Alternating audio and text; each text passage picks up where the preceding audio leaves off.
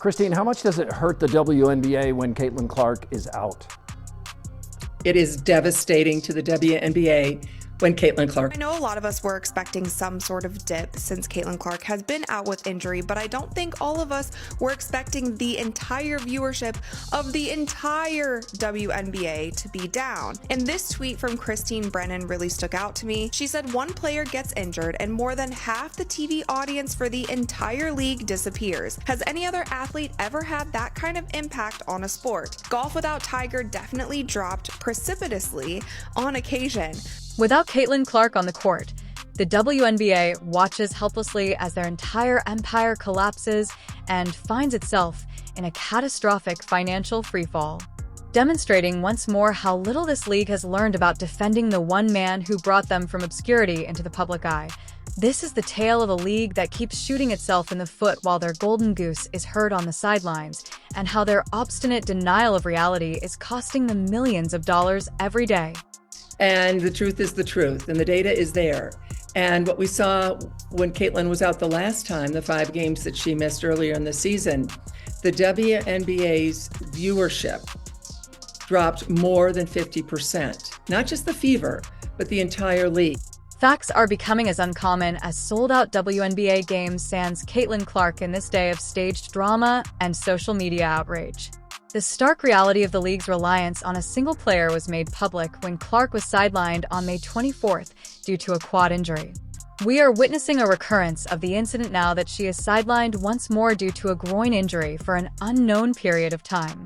Injury jumped to her groin likely because of compensation. But the thing that you have to be careful of is if, say, you try to rush her back from this injury as well, then you're getting into this territory where a very serious injury can happen. That is what the Indiana Fever, that is what Caitlin need to avoid the best that they possibly can. So if it means that Caitlin is out for 3 weeks, if it means that she is out all the way through All-Star, then so be it. WNBA games involving the Indiana Fever had a 53% decline in viewership from an average of 1.81 million people when Clark played to just 847,000 without her.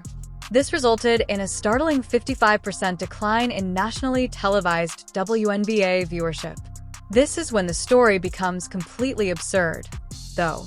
And when we say ludicrous, we mean inevitably disastrous for a league that doesn't want to grow from its mistakes. Clark went down. The WNBA ratings have dropped over 55% across the board. Hey, guess what, guys? The league is Caitlin Clark. The league is Caitlin Clark.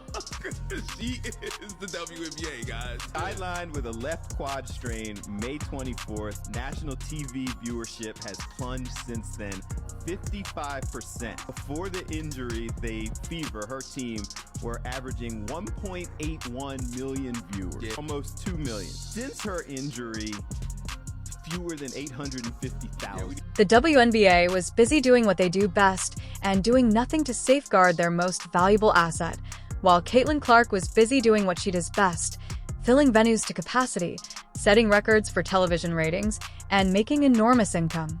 Because it seems that the best course of action is to allow opponents to attack a player who is solely responsible for 26.5% of all WNBA economic activity, while lecturing everyone about basketball plays.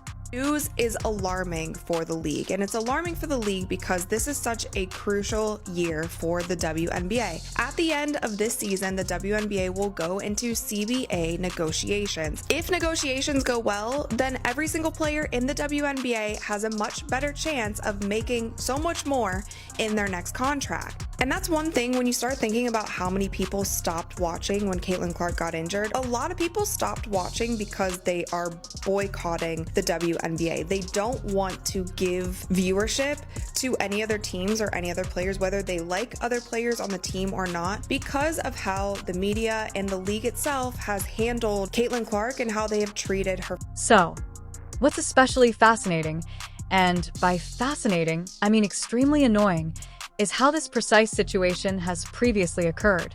However, it appears that the league is unable to draw lessons from its own past. The WNBA has previously witnessed a decline in income and ratings following the injury of its top star. It's similar to witnessing someone touch a hot stove, get burned, and then reach for it again right away, saying they had no idea what would happen. What's really concerning about this is the fact that we are only a month into the regular season, and Caitlin Clark has already been out with 2 injuries. With the first one being her having to miss some time with a left quad strain. Now, of course, this is concerning because if you're already on your second injury, you don't want to be that player that is always hurt. Cough, cough, Embiid, cough, cough, Anthony Davis. So I really do hope that the Fever really sits her out right now for a while, only because you don't want her to have more long-term injuries and be more prone. Please subscribe if you're having fun. The financial destruction has been quick and brutal. Fever game ticket prices have dropped by 71%, with some going from $860 to just $250. The average cost of tickets for all of Clark's missed games dropped from $1,370 to $80, a startling drop that reveals a lot about the people who genuinely generate interest in this league. Road games that were relocated to bigger arenas in order to meet the demand for Clark tickets are now finding it difficult to fill spaces that would have been completely filled with her presence. The rematch between the Chicago Sky and Fever won tickets for one of the season's most anticipated matchups dropped from $210 to $95. One of the most watched WNBA games in history. This duel previously attracted 2.25 million people. However, without Clark, it turns into just another game that casual viewers don't want to watch.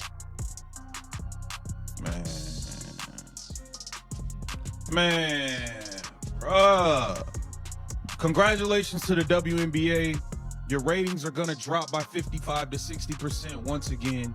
I believe the WNBA has successfully broken Caitlin Clark. One of the most outspoken critics of the WNBA's treatment of its star player is veteran sports journalist Christine Brennan, whose upcoming book, On Her Game, Caitlin Clark and the Revolution in Women's Sports, promises to reveal the league's shortcomings.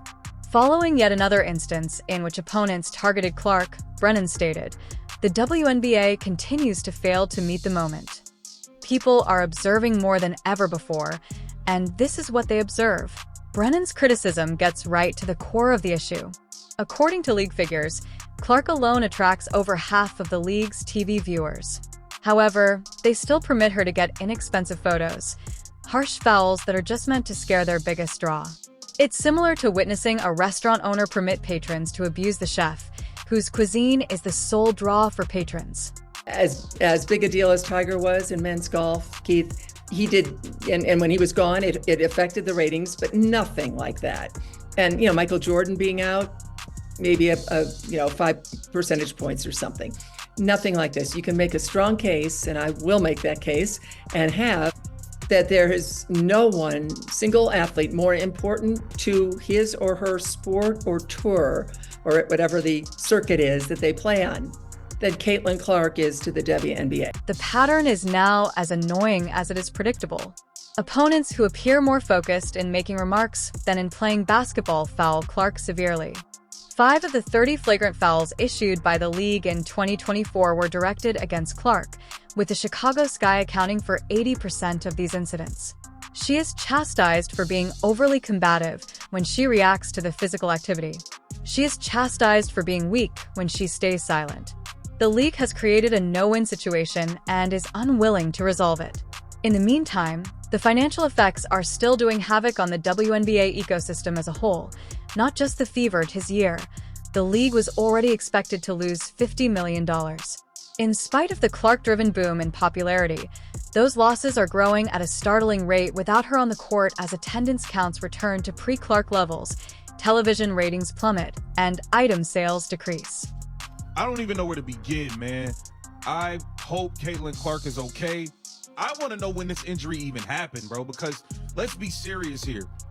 She has the quad injury. Mind you, Caitlin Clark hadn't missed a game since she was like 19 years old, since she was like 18 in college or something. Now she has a groin injury. We've never seen Caitlin Clark play as bad as she played the last 3 games. Let's just be serious here. She's like 1 for 20-something on threes in the last 3. We've never seen her shoot the ball this way. I'll say that. Has she been hurt and playing through this? The most damning thing about this whole issue is that it was entirely avoidable. When Clark first entered the league, she was a modest rookie who constantly complimented her teammates and avoided drawing attention to herself.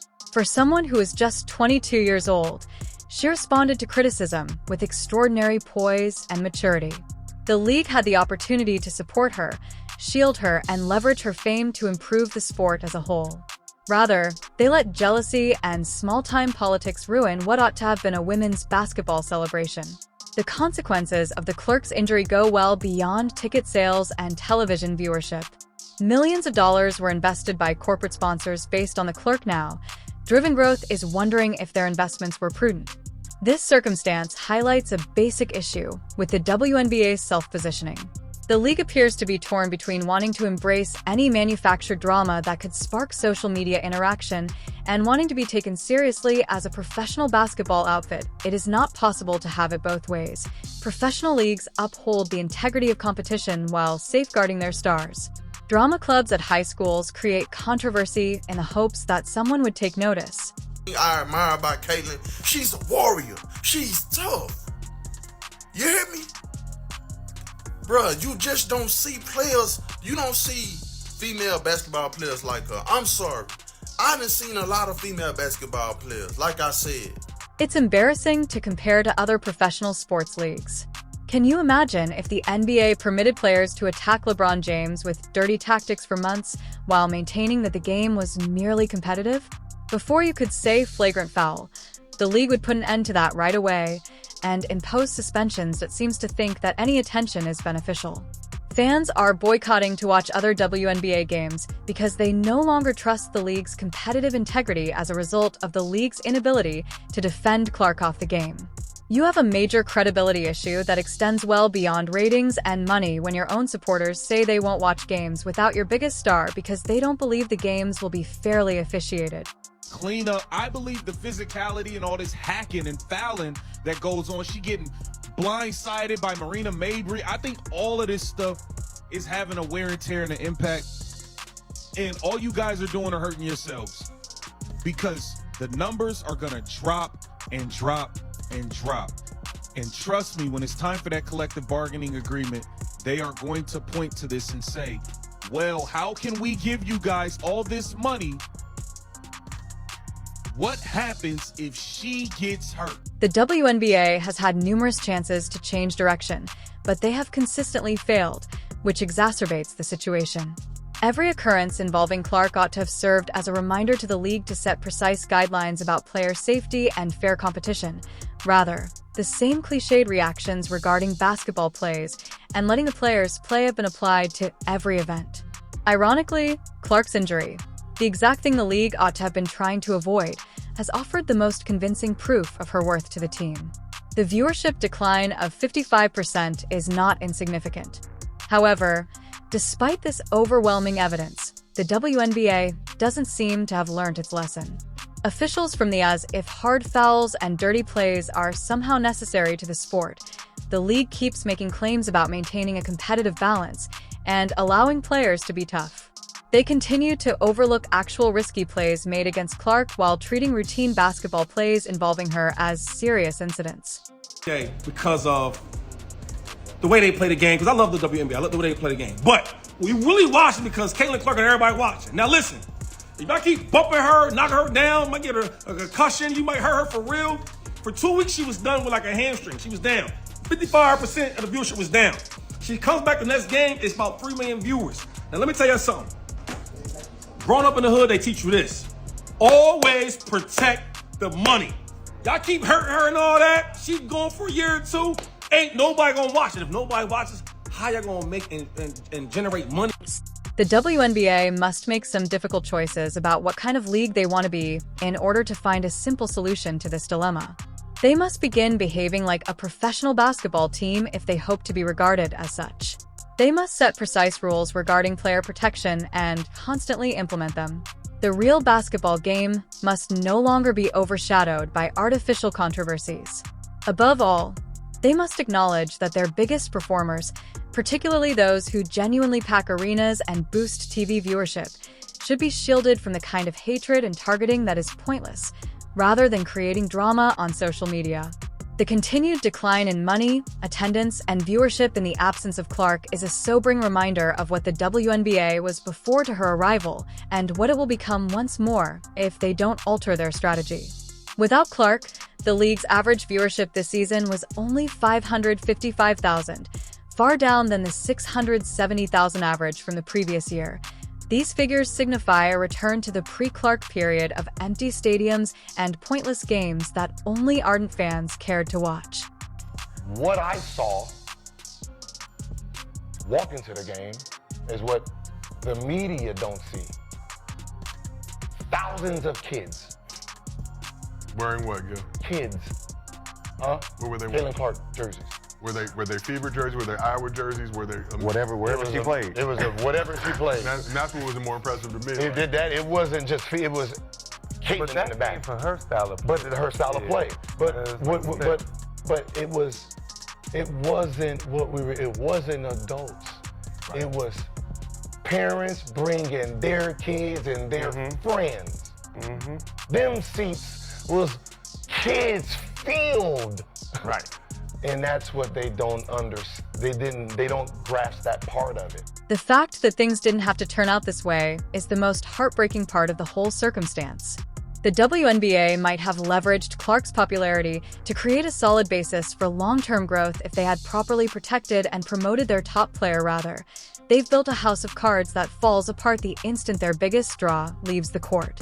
The WNBA will keep going through these boom and bust cycles where one player's presence or absence decides whether anyone bothers to pay attention until they figure out how to protect and promote the players who genuinely generate interest in their league.